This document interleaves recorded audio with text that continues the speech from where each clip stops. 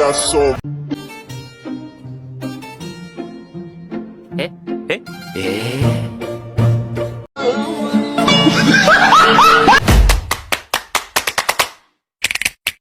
motherfucking designer right now.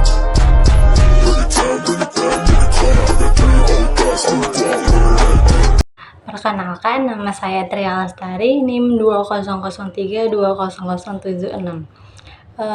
Di sini saya akan mempresentasikan tentang biodiesel pada pabrik. Tujuan saya mempresentasikan ini agar memberikan ilmu pengetahuan pada orang lain dan juga memenuhi tugas mata kuliah pengolahan perkebunan. Baiklah, mari saja kita mulai, yaitu pertama, biodiesel merupakan salah satu bahan bakar alternatif yang menjanjikan bersifat ramah lingkungan, tidak mempunyai efek terhadap kesehatan, yang dapat dipakai sebagai bahan bakar kendaraan bermotor. Dapat juga menurunkan emisi bila dibandingkan dengan minyak diesel. Biodiesel ini dapat digunakan secara murni maupun dicampur dan dikhususkan untuk mesin jenis diesel.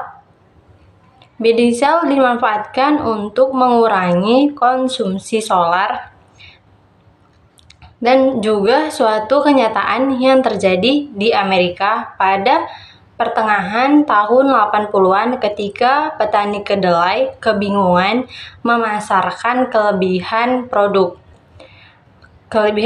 kedelainya itu serta anjloknya harga di pasar. Dengan bantuan pengetahuan yang berkembang saat itu serta dukungan pemerintah setempat, para petani mampu membuat bahan bakar sendiri dari kandungan minyak kedelai. Dari kandungan minyak kedelai ini menjadi bahan bakar diesel yang lebih dikenal dengan biodiesel. Produk biodiesel dimanfaatkan sebagai bahan bakar untuk alat-alat pertanian dan transportasi mereka pada saat itu. Keunggulan lain dari bahan bakar ini adalah dalam melakukan kendali kontrol polusi, di mana biodiesel lebih mudah daripada bahan bakar diesel fosil karena tidak mengandung sulfur bebas dan memiliki gas buangan dengan kadar pengotor yang rendah dan dapat didegradasi. Biodiesel merupakan bahan bakar yang terdiri dari campuran monoalkyl ester dari rantai panjang asam lemak yang dipakai sebagai alternatif bagi bahan bakar mesin diesel dan terbuat dari sumber terbarui seperti minyak nabati atau misalnya minyak sawit, minyak kelapa, minyak kemiri, minyak jarak pagar, dan berbagai minyak lainnya. Berbagai minyak yang mengandung trigliserida. Biodiesel tergolong bahan bakar yang dapat diperbarui karena produksi dari hasil pertanian, antara lain yaitu jarak pagar atau jatropha curcas, kelapa sawit, kedelai, jagung, kapas, dan juga bisa dari lemak hewan. Penggunaan biodiesel cukup sederhana, dapat terurai atau biodegradable, tidak beracun, dan pada dasarnya bebas kandungan belerang atau sulfur. Biodiesel memiliki kelebihan dibandingkan dengan solar, antara lain yaitu termasuk bahan bakar yang dapat diperbarui, tidak memerlukan modifikasi mesin diesel yang telah ada, tidak memperefek rumah kaca karena siklus karbon yang terlibat pendek, Selanjutnya, kandungan energi yang hampir sama dengan kandungan energi petroleum di sel, atau sekitar 80% petroleum di sel. Selanjutnya yaitu penggunaan biodiesel dapat memperpanjang usia mesin diesel karena memberikan lubrikasi lebih daripada bahan bakar petroleum. Ya, kegunaan lainnya yaitu aman digunakan karena lebih terurai daripada gula. Kandungan racunnya 10 kali lebih rendah daripada garam. Memiliki flash point yang tinggi yaitu sekitar 200 oC. Sedangkan bahan bakar diesel petroleum flash point-nya hanya sekitar 70 oC. Kegunaan manfaat lainnya yaitu bilangan setana yang lebih tinggi daripada petroleum di sel. Selanjutnya, hasil pembakaran dari biodiesel ini 90% mengurangi total hidrokarbon yang tidak terbakar. 75-90% mengurangi senyawa hidrokarbon aromatik. Secara signifikan mengurangi karbon monoksida dan 90% mengurangi resiko kanker. Reaksi transerterifikasi pada prinsipnya, proses pembuatan biodiesel sangat sederhana.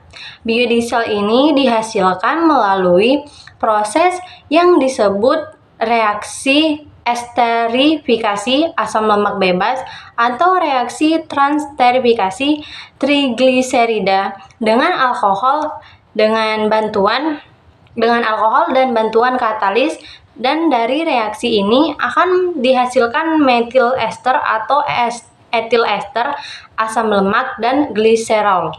Reaksi transesterifikasi minyak nabati menghasilkan biodiesel juga yang telah dikembangkan dengan memanfaatkan enzim lipase sebagai katalisnya. Penggunaan enzim lipase ini sangat menarik untuk dikembangkan karena gliserol sebagai hasil samping produksi dapat dipisahkan dengan mudah serta pemurnian biodieselnya juga sangat mudah dilakukan. Namun demikian, dikarenakan biaya produksinya cukup tinggi atau sangat mahal, maka perkembangannya kurang begitu cepat. Tetapi dengan menggunakan metode Volkel biokatalis dengan dukungan partikel biomasa, telah dapat dilakukan pembuatan biodiesel dengan harga yang jauh lebih murah. Transesterifikasi dengan katalis basa pada umumnya berlangsung lebih cepat daripada katalis asam karena reaksi berlangsung searah. Minyak tidak boleh mengandung air agar reaksi berjalan sempurna dengan katalis basa. Proses yang terjadi selama transesterifikasi dengan katalis basa yaitu yang pertama, abstraksi proton alkohol oleh katalis basa membentuk anion alkosida. Yang kedua, penyerangan gugus karbonil trigliserida oleh anion alkoksida membentuk zat antara tetrahedral. Yang ketiga, terjadi penataan ulang membentuk ion digliserida dan molekul alkil ester. Yang keempat, digliserida tersebut kemudian bereaksi dengan basa terprotonasi membentuk digliserida dan katalis basa. Adapun faktor-faktor yang mempengaruhi reaksi transesterifikasi.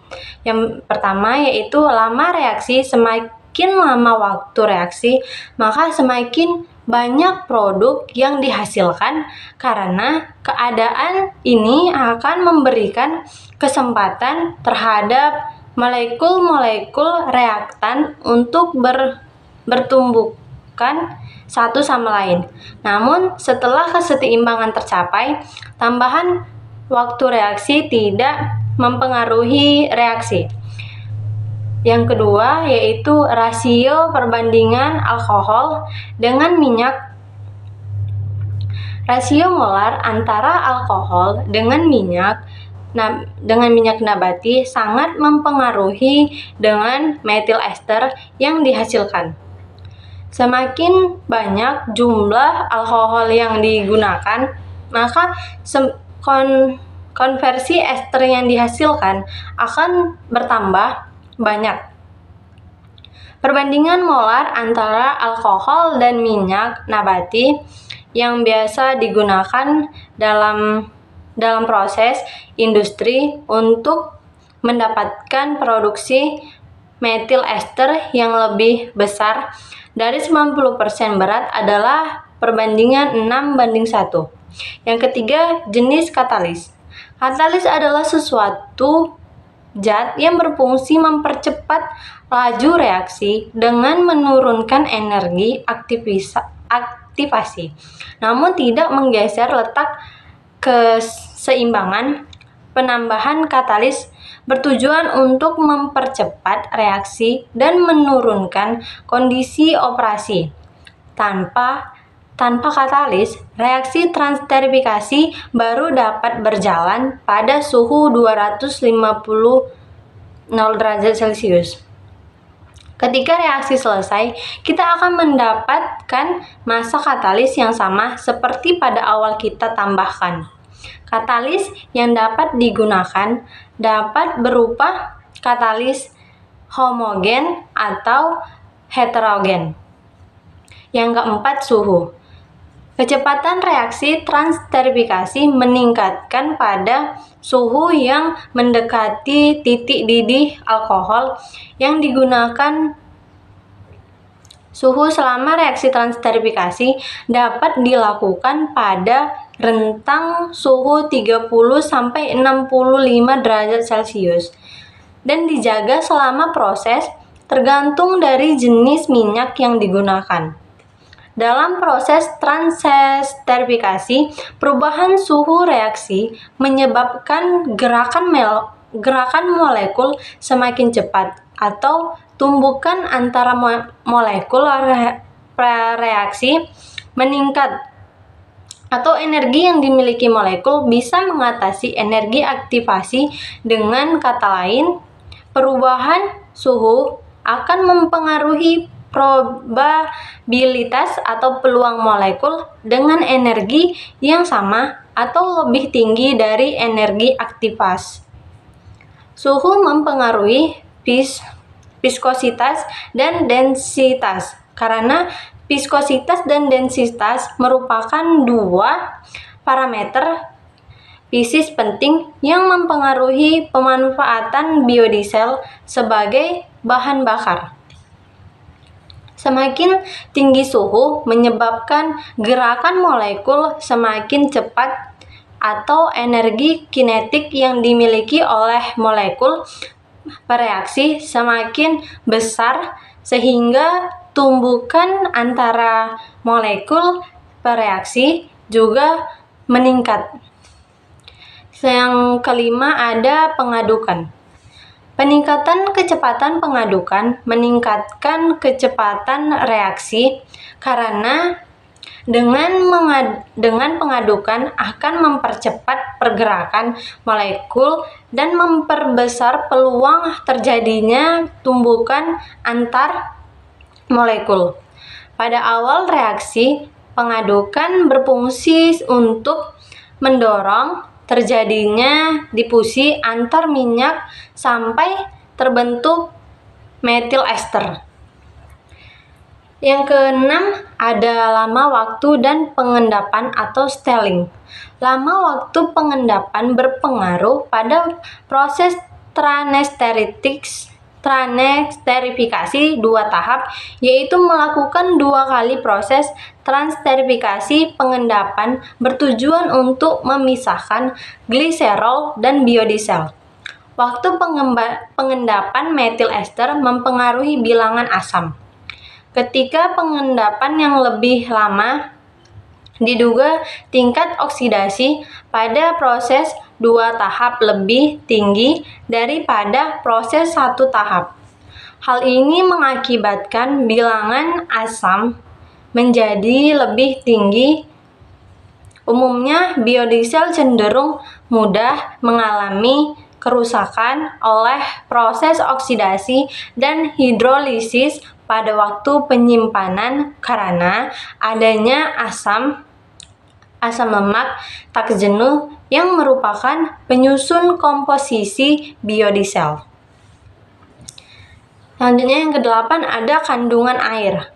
Keberadaan air yang berlebihan dapat menyebabkan sebagian reaksi dapat berubah menjadi reaksi sabun atau sponifikasi yang akan menghasilkan sabun, sehingga meningkatkan viskositas terbentuknya gel dan dapat menyulitkan pemisahan antara gliserol dan biodiesel. Yang ke-9 ada metanol, jenis alkohol yang selalu dipakai pada proses transeterifikasi adalah metanol dan etanol. Metanol merupakan jenis alkohol yang paling disukai dalam pembuatan biodiesel karena metanol atau CH3OH mempunyai keuntungan lebih mudah bereaksi atau lebih stabil dibandingkan dengan etanol atau C2H5OH karena metanol memiliki satu ikatan karbon sedangkan etanol memiliki 2 ikatan karbon sehingga lebih mudah memperoleh pemisahan gliserola dibanding dengan etanol. Kerugian dari metanol adalah zat beracun dan berbahaya bagi kulit, mata, paru-paru, dan pencernaan, dan juga dapat merusak plastik dan karet yang terbuat dari batu bara. Metanol berwarna bening seperti air, mudah menguap, mudah terbakar, dan mudah bercampur dengan air. Etanol lebih aman, tidak beracun, terbuat dari hasil pertanian. Etanol juga memiliki sifat yang sama dengan metanol, yaitu berwarna bening seperti air, mudah menguap, mudah terbakar, dan mudah bercampur dengan air. Metanol dan etanol yang dapat digunakan hanya yang murni atau 99%. Metanol memiliki massa jenis 0,7915 gms, sedangkan etanol memiliki massa jenis 0,79 g per m3. Pembuatan biodiesel dari minyak nabati. Yang pertama ada esterifikasi minyak lemak mentah tak jarang mengandung asam lemak bebas dalam jumlah besar. Asam lemak bebas adalah asam lemak yang berada sebagai asam bebas, tidak terikat sebagai trigliserida. Asam lemak bebas dihasilkan oleh proses hidrolisis dan oksidasi, biasanya bergabung dengan lemak netral. Hasil reaksi hidrolisa minyak sawit adalah gliserol dan ALB. Reaksi ini akan dipercepat dengan adanya faktor-faktor panas, air, keasaman, dan katalis atau enzim. Semakin lama reaksi ini berlangsung, maka semakin banyak kadar ALB yang terbentuk. Kadar asam lemak bebas dalam minyak kelapa sawit biasanya hanya di bawah 1%. Lemak dengan kadar asam lemak bebas lebih besar dari 1%, jika dicicipin akan terasa pada permukaan lidah dan tidak berbau tengik. Namun, intensitasnya tidak bertambah dengan bertambahnya jumlah asam lemak bebas. Asam lemak bebas walaupun berada dalam jumlah kecil mengakibatkan rasa tidak lezat. Hal ini berlaku pada lemak yang mengandung asam lemak tidak dapat menguap dengan jumlah atom C lebih besar dari 14. Beberapa faktor yang dapat menyebabkan meningkatkan kadar ALB yang relatif tinggi dalam minyak nabati antara lain pemanenan buah yang tidak tepat waktu, keterlambatan dalam pengumpulan dan pengangkutan buah. Selanjutnya, penumpukan buah yang terlalu lama. Proses hidrolisasi selama di pabrik untuk minyak lemak mentah seperti ini. Sebelum proses transterifikasi dilakukan proses praesterifikasi. Definisi ilmiah esterifikasi yaitu reaksi pembentukan ester dari asam karboksilat dengan alkohol. Asam lemak bebas diubah menjadi ester metil asam lemak melalui pereaksian dengan metanol. Dengan metanol yaitu RCOOH ditambah CH3OH ditambah H2O tambah RCOOCH3, yaitu asam lemak bebas ditambah metanol, air, tambah ester alkil asam lemak. Reaksi esterifikasi ini merupakan reaksi kesetimbangan endoterm sehingga diperlukan pemanasan untuk mempercepat reaksi ini. Walaupun reaksi ini sudah dipercepat dengan katalis, namun masih merupakan reaksi kesetimbangan yang relatif lambat. Katalis yang cocok untuk reaksi esterifikasi adalah asam kuat seperti asam sulfat, asam sulfonat organik, dan resin penukar kation asam kuat. Dalam pelaksanaannya, katalis yang kerap kali digunakan adalah asam sulfat. Yang selanjutnya yaitu yang kedua, transesterifikasi. Faktor utama yang mempengaruhi rendaman ester yang dihasilkan pada reaksi transesterifikasi adalah rasio molar antara trigliserida dan alkohol, jenis katalis yang digunakan, suhu reaksi, waktu reaksi, kandungan air, dan kandungan asam lemak bebas pada bahan baku yang dapat menghambat reaksi. Faktor lain yang mempengaruhi kandungan ester pada biodiesel diantaranya yaitu kandungan gliserol, jenis alkohol yang digunakan pada reaksi transesterifikasi, jumlah katalis, sisa, dan kandungan sabun. Pada proses transesterifikasi, selain menghasilkan biodiesel, hasil sampingannya adalah gliserin atau gliserol. Gliserin dapat dimanfaatkan dalam pembuatan sabun. Bahan baku sabun ini berperan sebagai pelembab atau moisturizing.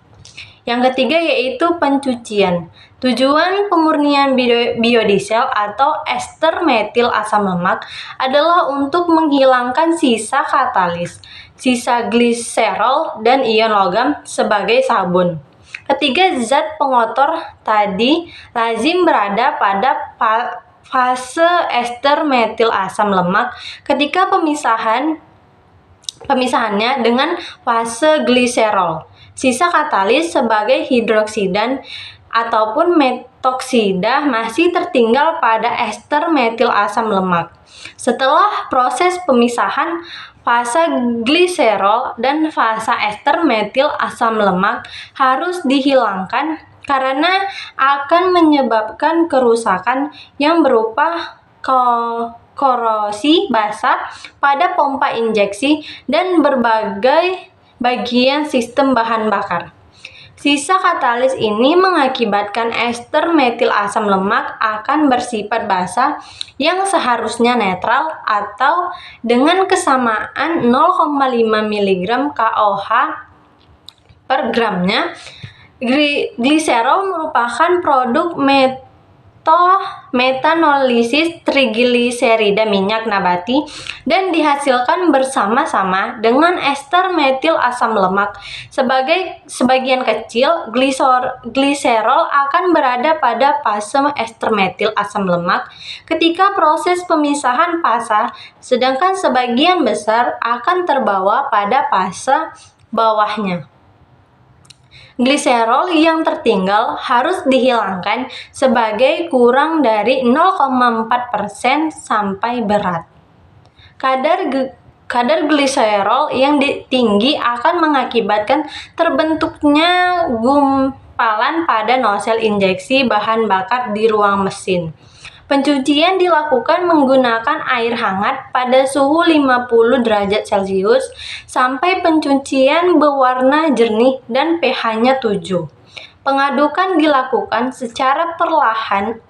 Air cuci dipisahkan setelah terbentuk dua fase antara biodiesel dan fase air. Yang keempat ada pengeringan biodiesel. Langkah pemurnian selanjutnya adalah pengeringan, yaitu pemisahan ester metil asam lemak dan air dan metanol yang tersisa ketika proses pencucian. Biodiesel atau ester metil asam lemak dipanaskan selama 60 derajat Celcius dan divakum selama 30 menit. Prospek pengembangan biodiesel sebagai bioenergi. Beberapa faktor pendukung pengembangan biodiesel di Indonesia. Yang pertama yaitu bahan baku minyak nabati cukup banyak tersedia. Yang kedua, teknologi pembuatan biodiesel relatif mudah tersedia. Yang ketiga, adanya peluang pasar dan keuntungannya yang menjanjikan. Dengan adanya faktor pendukung tersebut dan ditambah dengan kebutuhan menemukan energi alternatif, maka prospek untuk pengembangan biodiesel sebagai bioenergi alternatif di Indonesia sangat prospektif. Sekian presentasi saya, lebih dan kurang saya mohon maaf.